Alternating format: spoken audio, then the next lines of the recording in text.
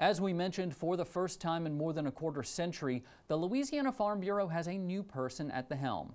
Jim Harper, a grain, crawfish, and sugarcane farmer in central Louisiana, was elected at the 98th annual convention to replace Ronnie Anderson, who retired after 31 years in office. Twyla's Neil Melanson takes us to Harper's farm in Cheneyville to meet the new leader of the state's largest general farm organization.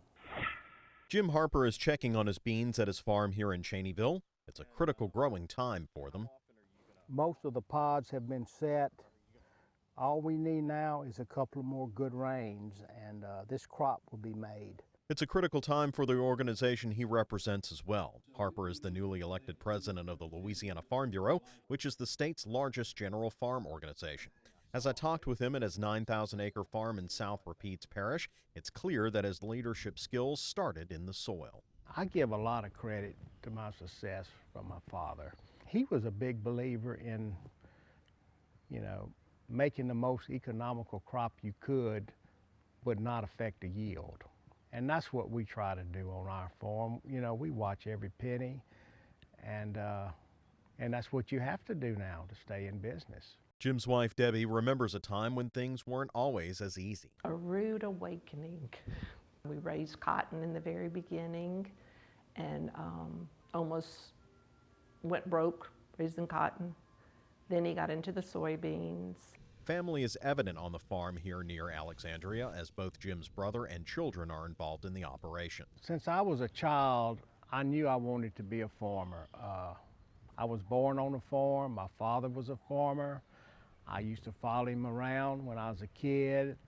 I worked on the farm all during high school, after school, on the weekends and the summer. And when I got through with high school, I talked to my father about farming and coming back to the family farm. And he said, "Son, that would be fine, but first you have to go to college." So I went to LSU, I got a degree in ag business, and I came back home and started farming with my father. He retired a few years after that, and me and my brother Ross have been building the farm ever since then. One thing making things easier for Harper is the role Ronnie Anderson played in shaping Farm Bureau. While he says he has big shoes to fill, Harper says the organization's track record under his predecessor is a great help. Under his leadership, we more than doubled our membership because of him and the professionals he hired. We became a strong political force in the legislature. In addition to soybeans, rice and crawfish are integral to the farm. And while the cotton may not be around anymore, the sugarcane is helping the farm grow. The thing that I like best about the sugarcane industry, besides the great people that you get to meet and talk with, is cane is a stable crop.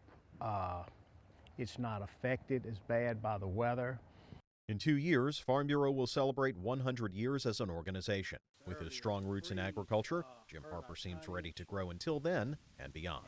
Reporting from Cheneyville, I'm Neil Melanson. And again, Jim won't be flying solo as president. Ronnie Anderson will stay on the board as an ex officio member for the next year, a fact that Jim says he finds very reassuring.